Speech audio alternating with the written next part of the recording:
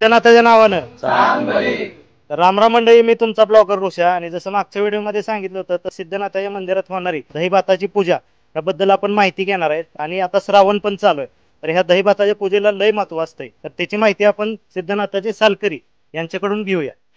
श्रावण महिना सगळ्यात महत्त्वाचा म्हणजे पवित्र महिना म्हणून समजला जातो. आणि यात दहीभाताची पूजा मानण्याचं महत्त्व आहे. तर त्याचा कार्यक्रम असा असतो की सकाळी 6 वाजता अभिषेक होतो मंदिरात सिद्धनाथ जोगेश्वरीला. त्याच्यानंतर आरती होते. आरती झाल्यानंतर प्रसाद असतो. त्या प्रसादाला मंदिरातील एक 20 ते 25 पुजारी जेवायला येतात. आणि 2:30 वाजता दहीभाताची लिंपन केलं जातं. सुरुवात करतात हत्तीपासून. हत्तीला झाल्यानंतर मग काकड आरती होती. आरती झाल्यानंतर मग सिद्धनाथाच्या उत्सव मूर्तीला दहीभात लावला जातो. आणि महादेवाची पिंड आहे तिथं बाहेरच्या बाजूला, त्या पिंडीला. आणि नंतर 4 वाजता ज्यांची पूजा आहे त्यांचे सहकुटुंब येऊन ते ओटी भरतात देवीच योगेश्वरीच. आणि संध्याकाळपर्यंत हा दहीभाताचा लेप लावलेला तो संध्याकाळी आरती होईपर्यंत तसाच राहतो. त्याच्यानंतर परत तो लेप काढला जातो.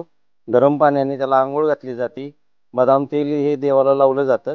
नंतर काकड आरती करताना नंतर मंदिर बंद होतं. बऱ्यापैकी तर वर्षभर ह्या पूजा चालू राहतातच रोज. पितृपंधरवडा म्हणून 15 दिवसाचा कालावधी असतो, त्यात एक बंद राहतात. पुन्हा देवाचे घट बसतात नाथांचे, त्यावेळेस देवाची आपली यात्रा होईपर्यंत, पहिली पाकारणी होईपर्यंत दहीभाताच्या पूजा बंद असतात. आणि त्याच्यानंतर देव पारदीला जातात, तो एक महिनाभर बंद होतात.